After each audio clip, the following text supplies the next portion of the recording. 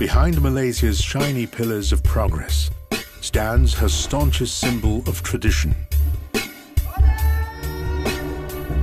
One of Asia's fastest developing nations is home to the world's highest concentration of constitutional monarchs.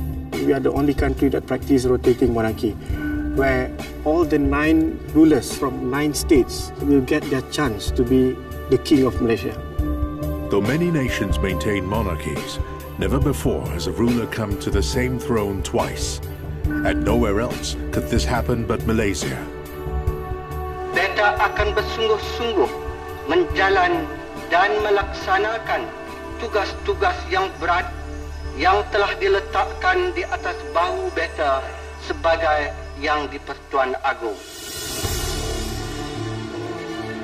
From the pinnacles of the highest peaks, across currents rich with the majesty of culture, Tuanku Abdul Halim's return as king again 4 decades on reveals a fascinating portrait of an incredibly diverse nation tied together with a unique royal identity. It speaks to the power of the symbolism of the monarch. It's the backbone of the nation. You can't see it, it's inside, but take it away and you're in trouble. Daulat Tuanku! Daulat Tuanku!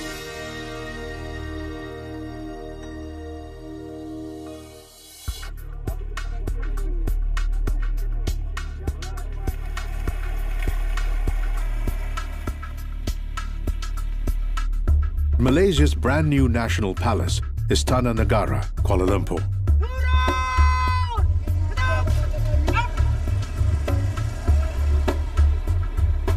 Rehearsals are well underway for the official installation ceremony of Malaysia's 14th king, or Yang di-Pertuan Agong. 9, 10, 11, 12, 13. Sistem yang kita ada sekarang ini adalah satu sistem yang relevan kerana kita dapat nampak bagaimana fungsi dan juga peranan institusi diraja itu dapat memberikan seolah-olah satu pemusatan kuasa penghormatan rakyat. Itu sebabnya kita keluar dengan banyak perumpamaan. Contohnya raja sebagai payung negara. Ada filosofi di sebalik penyataan itu. Raja sebagai payung negara, tempat rakyat menumpang teduh. Daulat Tuanku. Daulat Tuanku. Daulat Tuanku. Alhamdulillah. This event is particularly special for Tunku Putri, or Princess Intan Safinas, because it sees the return of her father, Tuanku Abdul Halim from Kedah, 4 decades after His Majesty was first installed as federal head of state for 5 years. Well, the possibility of His Majesty becoming king again, I had, honestly, mixed feelings, primarily because His Majesty will be away from home. It is a tremendously responsible role.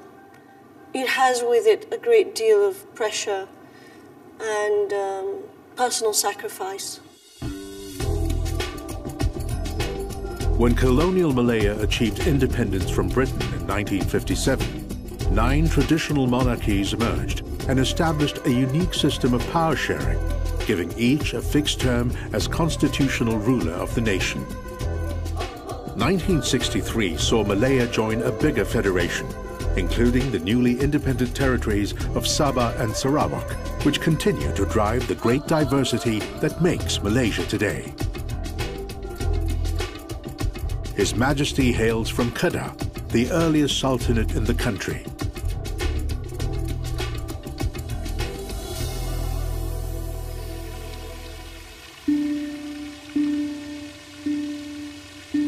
The tranquil surroundings of Istana Anak Bukit in Alor is where His Majesty was born over 80 years ago. Anak Bukit continues to be Tuanku Abdul Halim's sanctuary, harboring his formative experiences, where he raised his children, as well as where he's nurtured an extended family of sorts in the palace grounds.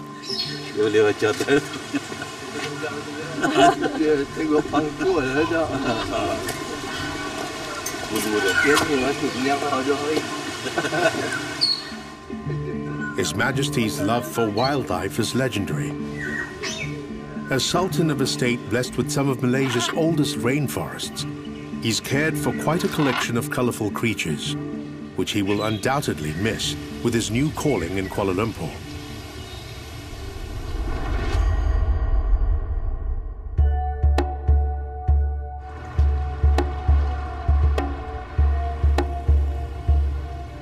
The banquet hall of Istana Anak Bukit welcomes guests for a celebration of their own Sultan's recent election as king of the country for the second time. A particularly proud moment for members of the Kedah royal family, as their patriarch carries the unique traditions and identity of their state to the federal capital again.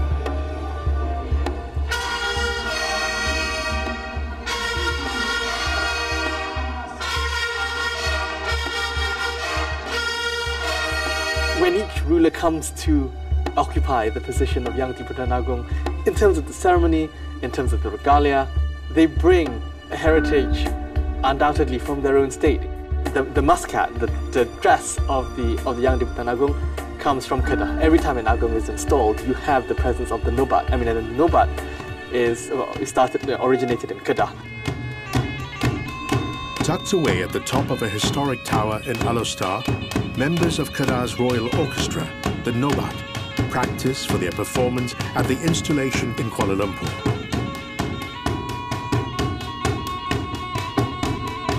Oh, susah. Training saya dulu 8 bulan baru saya boleh dapat suara. Tapi dalam masa yang sama dia nak dapat suara tu, dapat tu boleh tune lah. Boleh perbetul suara tu. Exclusive to the ruler, members of the group represent a 400-year-old unbroken line of tradition. Main ni dia ikut ni lah, keturunan lah, turun-temurun daripada satu generasi ke generasi.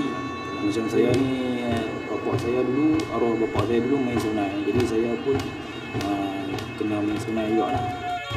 The Nobat's unique sounds signal His Majesty's presence and accompany his ascension to the throne. Kita ada signal, akan orang beritahu ke kita, okey, tunggu sampai kat sini. Okey, alatan dia sampai kat sini. Bila sampai dekat sini, Nobat akan dipalu. Ada signal akan beritahu kepada kami. Bila ada istiadatnya, adalah Nobat.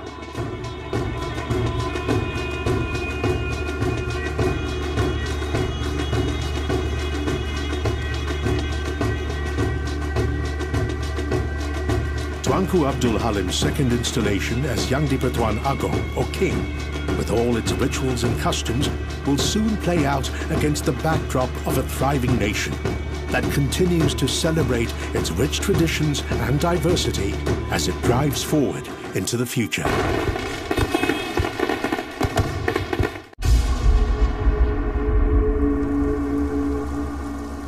Tropical storm clouds roll in over Kuala Lumpur.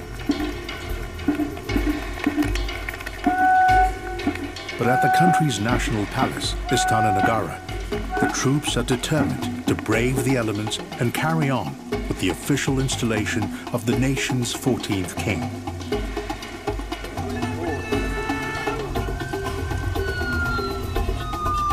Heads of government representing Malaysia's 13 states, including the sultans who form the backbone of the country's unique system of constitutional monarchy, have come in from all over the country to witness this milestone moment that sees for the first time the reappointment of a brother ruler to the paramount position as Yang di-Pertuan Agong, or King of the Federation.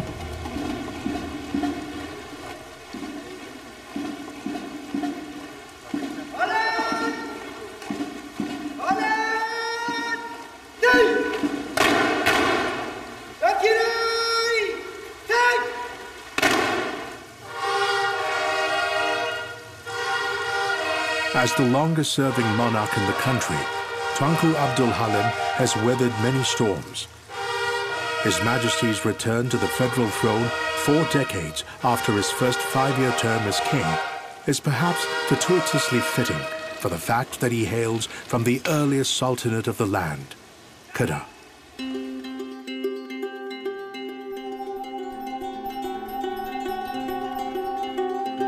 Kedah greets the Indian Ocean and the Andaman Sea with the legendary islands of Langkawi.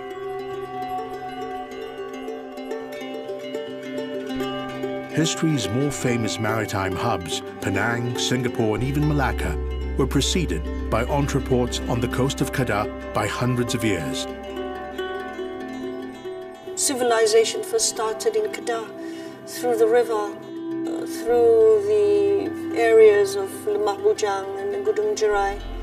We have had traders in Kedah from 1,500 years ago, from India, from China, from the Arab countries, from the Middle East.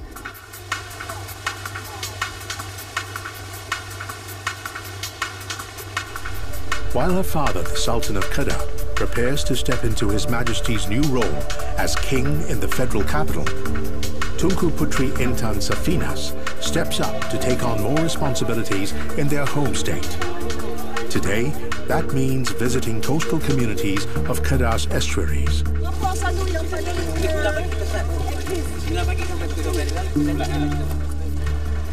All Malaysia's royal states carry traditional names with symbolic qualities of the land, like the abode of faith or the abode of sincerity. Kedah is known as Darul Aman, the abode of peace. The abode of peace, the title, the phrase itself, is not a new phrase. In the Hikayat Marong Mahawangsa, which is the sort of one of the oldest texts that we have that talks about the history of Kedah, it talks about the importance of living together, that people could work, thrive, live, trade within a peaceful environment. Keeping the peace has been the traditional domain of the royal family for centuries, and Kedah has the longest unbroken bloodline of Malay rulers. In the royal burial grounds of Langgar, another member of the family, Tunku Taufik Mansur, was inspired to dig deeper into his genealogy. When my father passed away, I started to become curious. So I went exploring around looking for graves of my ancestors, and it just started to get more and more intriguing the more I found out.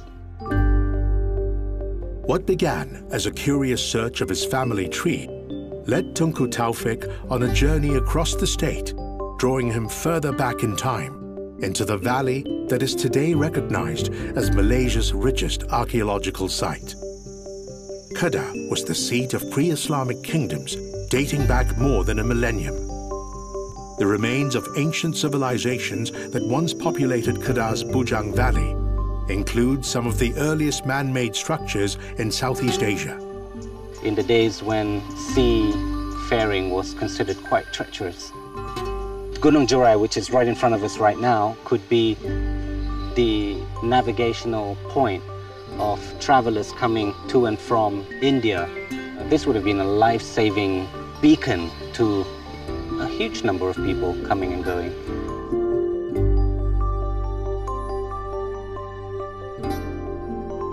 I've been doing a lot of production design and art directing for the local film industry. There are an unbelievable amount of really interesting historical events that happened in Kedah that could be made into the most amazing stories based on fact. These ruins have inspired Tunku Taufik to imagine what this area might have looked like during the reign of Kedah's first royal ruler, known in popular folklore as Marong Mahawangsa. He would have fully understood the wealth of taxation from goods traveling back and forth along a certain route. And he saw that the Malays in Kedah were missing out on this great wealth. He was elected to be the ruler, and he then hence started the taxation of the trans-peninsular trade route from Langkasuka to Merbok. That's where Kedah got her first ruler and the origin of my very long family lineage. Beginning in the 7th century, Keda's long line of rulers include Muzaffar Shah I, who embraced Islam in 1136, signifying the first Malay Sultanate, which continues unbroken all the way up to Tunku Abdul Halim.